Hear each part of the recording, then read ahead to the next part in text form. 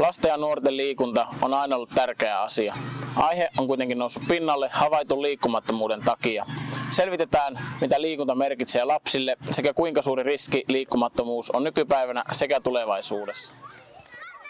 Se on tosi tärkeää, että tulee liikuttua, oppii ne perusterveet elämäntavat ihan lapsesta lähtien ja on muutakin kuin sitä sisällä istumista ja ruudun tuijottelua. Suurena huolenaiheena nykypäivänä onkin älylaitteet, jotka pitävät lapsia yhä enemmän ja enemmän paikoillaan. Kuinka paljon tämä sitten todellisuudessa on näkynyt viimeisen vuosikymmenen aikana lasten liikuntatottumuksissa? No, liittotutkimus lähtee sieltä vuodesta 2014 ja viimeisin mittauskerta oli 2022.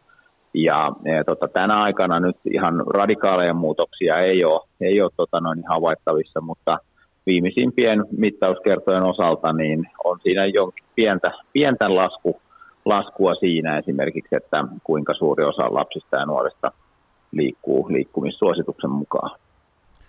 Vaikka lasten ja nuorten liikuntamäärät eivät ole laskeneet radikaalisti, niin riskejä silti löytyy. Taustalla on hyvin vahva tutkimusnäyttö tavallaan siitä vähimmäismäärästä liikkumista, mitä tarvitaan niin kuin, sellaiselle normaalille terveelle kasvulle ja kehitykselle.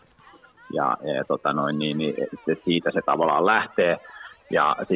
Ja kun tämä tavallaan on havaittu myös, että vähäinen lasten liikkuminen lapsuus- ja nuoruusvaiheessa myöskin on yhteydessä sitten aikuisien liikkumismääriin. Ja jos joku lapsi on vähän liikkuva lapsuudessa, niin on todennäköisyys kasvaa sille, että hän on myös vähemmän liikkuva aikuisena. Ja silloin sitten lähtee taas aikuisilla sitten erilaiset riskit moniin kansansairauksiin niin kohoamaan.